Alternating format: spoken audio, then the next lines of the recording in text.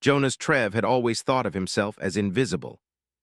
Not in the heroic, cloak-of-stealth way that stories often told, but in the quiet, unnoticed way of someone who swept corridors and emptied trash bins while others hurried past, their boots clattering against the metal floors of Orbital Station Zeta. Jonas didn't mind. He liked knowing the station's crevices better than anyone else, the hum of the engines, the smell of ozone mixed with cleaning chemicals. Most of all, he liked the silence between tasks, the moments when no one expected him to do anything extraordinary. The station had seen better days. Once, it had been a thriving hub for interstellar commerce and military exercises, with dazzling docking bays and gleaming halls. Now, years of bureaucratic delays and budget cuts had left parts of it in a quiet neglect. Rust streaked some walls, and blinking lights sometimes went unheeded. But Jonas had his routines. Every morning, he would start with the topmost observation decks, dusting off consoles and polishing glass until the stars outside seemed almost close enough to touch. He enjoyed watching the far-off suns and tiny planets drift silently by, imagining their stories. It was a regular morning when the unusual hum began. Jonas paused, broom in hand, listening. It was a low, vibrating sound, not like the station's engines or the usual mechanical groans. It was different, alive. He followed the sound down to Docking Bay 9, one of the oldest and least used areas of the station. There, bathed in the soft blue glow of docking lights, floated the most extraordinary sight Jonas had ever seen. The Celestial Fang. The warship was enormous, even by interstellar standards, its hull sleek and black with silver edges that shimmered like liquid metal. It pulsed with a quiet energy like it was breathing. No human crew was aboard. In fact, it was rumored that no alien crew had ever been accepted either. For 10 years, it had rejected every buyer who tried to claim it, emperors, military strategists, and merchants alike. Each attempt ended the same way. The warship would scan its would-be owner and then, almost imperceptibly, shake off the connection, leaving the candidate bewildered and humiliated. Jonas stared at it in awe. To him, it was not just a machine. There was a personality to it, a quiet curiosity that almost seemed to regard him. He stepped closer, brushing his sleeve against the polished floor. The hum grew louder, resonating through his chest. It was strange, comforting, and terrifying all at once. Then, without warning, lights flickered across the hull. Panels opened, mechanical arms extended, and a voice, though not spoken, reached into his mind. It wasn't words, not like any language Jonas had heard, but a feeling. Confusion, curiosity, recognition. Jonas stumbled back, clutching the broom. "WH what?" he whispered. His heart raced. The ship's energy washed over him, scanning every thought, every memory, every simple desire he had ever had. And somehow it was pleased, somehow it had chosen him. He froze as the realization hit. The Celestial Fang had bonded with him, not the generals, not the merchants, not the alien princes who had offered entire fleets. Him, a janitor. The station erupted into chaos within minutes. Alarms blared as the docking systems registered an unauthorized imprint. Officers rushed toward Docking Bay 9, their faces pale. Jonas, however, remained rooted to the floor, unsure of what to do. The warship, sensing the panic around it, remained calm, its lights pulsing softly in tune with his heartbeat. One of the senior officers, a tall alien with 3 arms, approached and demanded, "Who authorized this imprint?" Jonas shook his head. I didn't. It just happened." The officer's antennae twitched in confusion. "Impossible. Only candidates with high-ranking credentials can interface with the Fang." Jonas shrugged helplessly. "Guess I'm special, then?" His voice sounded small even to him. The Celestial Fang responded in its own way, sending a wave of holographic light into the bay. Panels opened, revealing intricate maps of distant star systems, unknown to most civilizations. Stars glimmered, constellations shifted, and wormholes flickered in miniature form above the floor. Jonas realized, with a mixture of awe and panic, that the ship was showing him secrets it had never shared before. Over the next few hours, Jonas learned things he never thought possible. He discovered how the warship moved without engines, how it could channel energy from stars to power itself, and how it could project illusions so realistic that they felt like another universe. Most importantly, he discovered that the Celestial Fang trusted him. The officers tried to assert control. They offered commands, threats, and even bribes. The warship ignored them all. It only responded to Jonas. He was still terrified, still uncertain, but he realized something remarkable. In its own alien way, the ship respected honesty, curiosity, and simplicity. Attributes that Jonas had never thought noteworthy suddenly made him indispensable. As days passed, Jonas began to explore his new role. He walked the corridors of the ship, learning how to interact with its systems. Sometimes it was as simple as imagining a map, and it appeared. Sometimes it was more subtle, a feeling of need, of direction that the ship understood instinctively. It was not magic, it was connection, something deeper than technology. Other members of the station watched in amazement. A janitor commanding the galaxy's most feared and elusive warship. It was unthinkable. And yet here he was, walking past docking bays, waving to astonished officers as holographic stars shimmered behind him. Jonas did not understand why he had been chosen. Perhaps it was luck. Perhaps it was destiny. Perhaps the ship had grown tired of arrogance, tired of overconfidence and greed. Whatever the reason, he did not question it. Instead, he embraced it. He began speaking to the ship aloud, though it did not need words. "Okay, let's see what you can do," he said one morning, dusting a control panel. "Show me the secrets you've been hiding." The ship hummed in response, and the air around them shimmered. Images of distant planets, glowing nebulae, and ancient alien ruins appeared in the bay. Jonas's eyes widened. This was no ordinary warship. This was a universe unto itself, and he had just been handed the keys. By the end of the first week, Jonas had learned enough to feel confident walking among the crew, even if he remained a janitor in title. He had become a navigator, a strategist, and unexpectedly, a teacher. The warship responded to his intuition, not his orders. He was discovering that humans had a way of seeing solutions that other species, bound by protocol and tradition, could not. The first part of their journey was simple, quiet, and profound. Jonas cleaned corridors. The warship explored galaxies, and between them a bond grew stronger than any chain or command code, a bond built on trust, curiosity, and the quiet heroism of being oneself. And so, in the forgotten corners of orbital station Zeta, the galaxy's wildest warship had found its perfect human. Not a general, not a merchant, not a hero from legend. A janitor who saw the universe with unassuming eyes, and who would soon teach it more than anyone could imagine. Jonas Trev had never expected his life to change. One moment, he was a janitor pushing a mop through the silent corridors of orbital station Zeta, and the next, he was the bonded companion of the Celestial Fang, the galaxy's most selective warship. Even after days of learning its systems, he still marveled at the way it responded to his thoughts, intuitions, and even moods. It was as if the ship was alive, not merely machinery, and it trusted him in a way that no one else ever had. On the morning of their first real adventure, Jonas stood on the observation deck, looking out at the stars with wide eyes. The warship hummed softly, a vibration that Jonas could feel in his chest. He reached out instinctively, and the ship's systems lit up in response. Constellations rearranged themselves, mapping out a path through nearby star clusters. "Okay," Jonas whispered, more to himself than to the ship. "Let's see what you've got for me." The warship's hum intensified, and a holographic map filled the room. It showed a star system that was not on any standard navigation charts. A planet glowed in green and blue, with small settlements scattered along the surface. Jonas could sense the warship's excitement, like it had discovered something worth sharing. He had learned quickly that the warship's moods were not like human moods, but they were similar enough to be understood. Curiosity, amusement, caution, they all manifested as shifts in light and energy across the hull. The Celestial Fang wanted to explore this planet, and somehow Jonas understood that it trusted him to lead the way.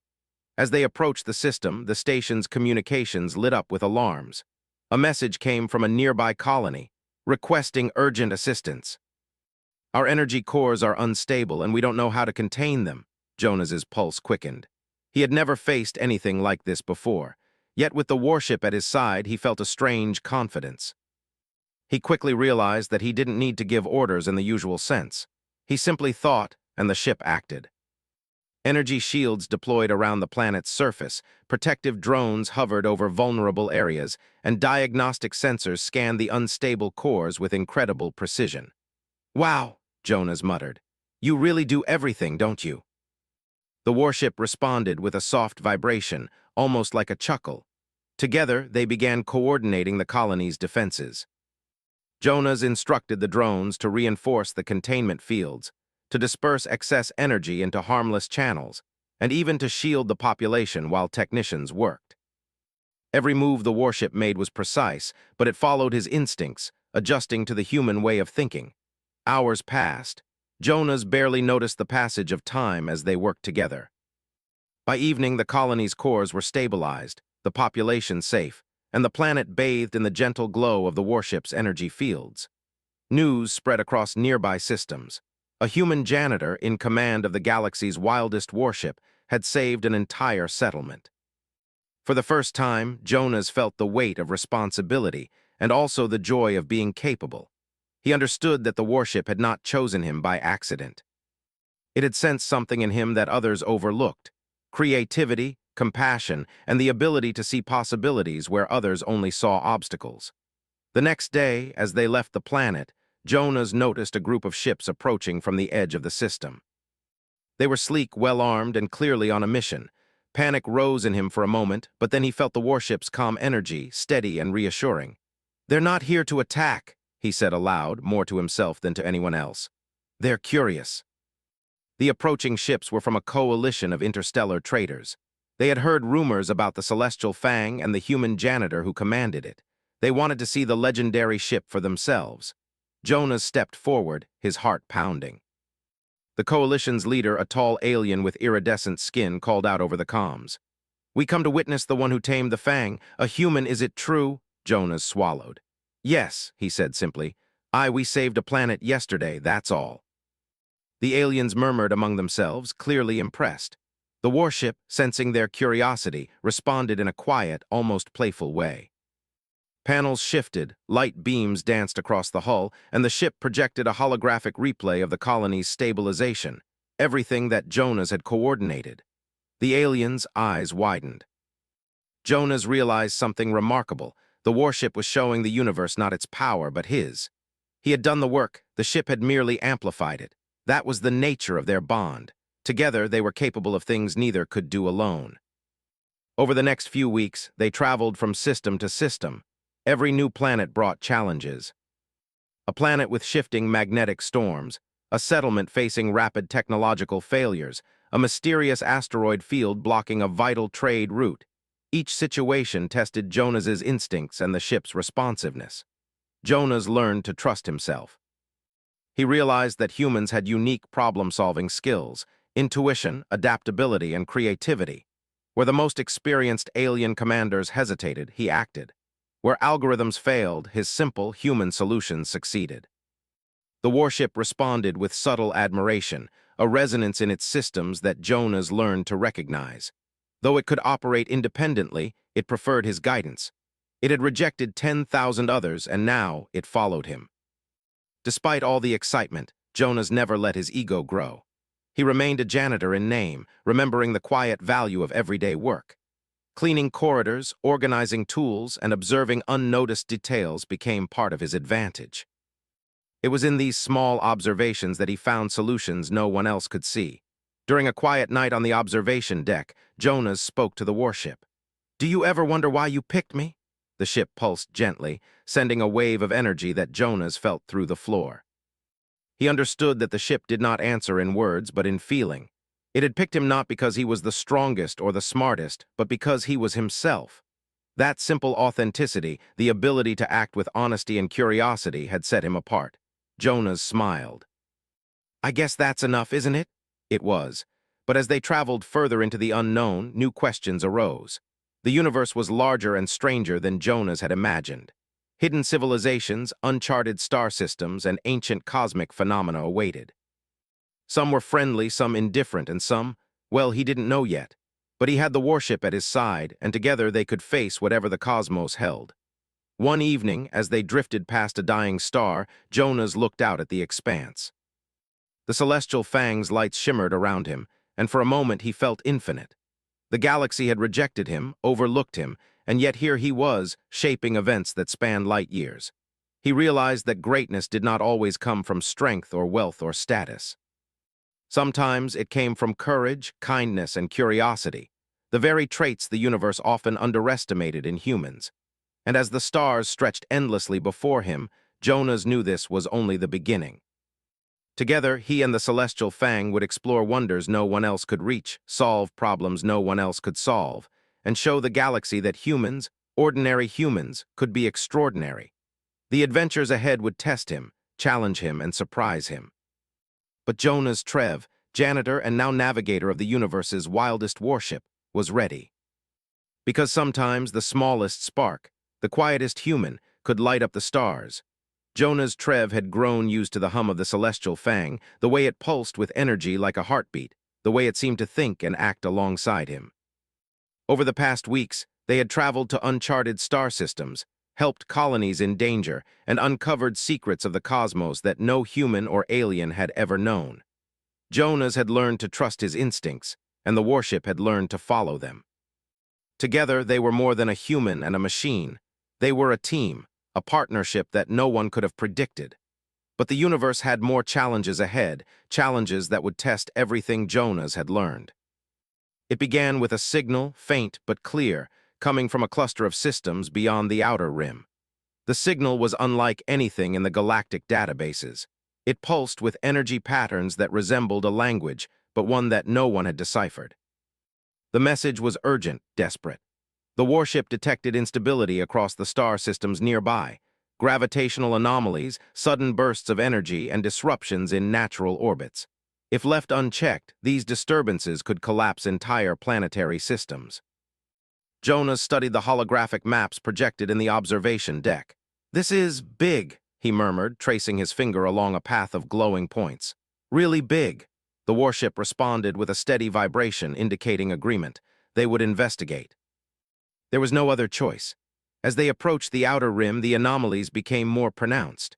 Stars flickered unnaturally, planets wobbled on unpredictable orbits, and massive clouds of cosmic dust swirled like storms in the void. The warship adjusted shields and sensors, mapping the disturbances with incredible precision. Jonas guided it carefully, learning to read subtle patterns in the energy flows. "It's almost like the universe itself is sick," Jonas said, his voice quiet in the control room. "And we have to help it." The first system they reached had a planet with sprawling cities. The inhabitants were peaceful, technologically advanced, but utterly unprepared for the chaos around them. Energy surges disrupted communications, transportation grids faltered, and panic spread. Jonas realized that conventional military or scientific solutions would fail.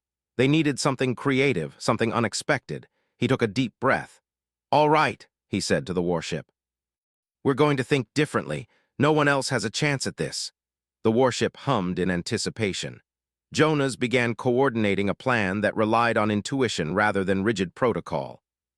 Drones were sent to stabilize the planetary energy fields, while he instructed the warship to project stabilizing energy streams around the planet's orbit. Instead of forcing the systems to comply, they worked with the natural flows, gently nudging energy patterns back into balance. Hours passed. Jonas monitored every movement, every fluctuation, and the warship adapted instantly, responding to his every thought. Together, they turned chaos into order. The inhabitants watched in awe as the disturbances calmed, the energy flows stabilized, and life returned to normal. Jonas realized that humans had a unique gift, the ability to see the universe as it was, not just as a problem to fix, but as a living system to understand. They moved from system to system, repeating the process. Each planet had its own challenges, each star system its own peculiarities. Some anomalies were natural, others were caused by remnants of ancient alien technology that had gone rogue. Jonas navigated each with patience and creativity, and the warship followed his lead, amplifying his solutions with its vast power. One evening, after stabilizing a particularly chaotic system, Jonas sat in the observation deck, staring out at the stars. The warship hummed softly beside him, almost as if it were sharing the quiet moment. Jonas reflected on how far they had come. From a janitor cleaning the silent corridors of a neglected space station, he had become the navigator of the galaxy's most powerful and selective warship. And yet, he felt no arrogance, only gratitude. "Do you know what's amazing?" he asked the warship, even though it didn't speak in words. "We're saving lives, helping civilizations, exploring the unknown, and I never thought I'd be capable of any of this." The warship pulsed, an acknowledgement that Jonas understood perfectly.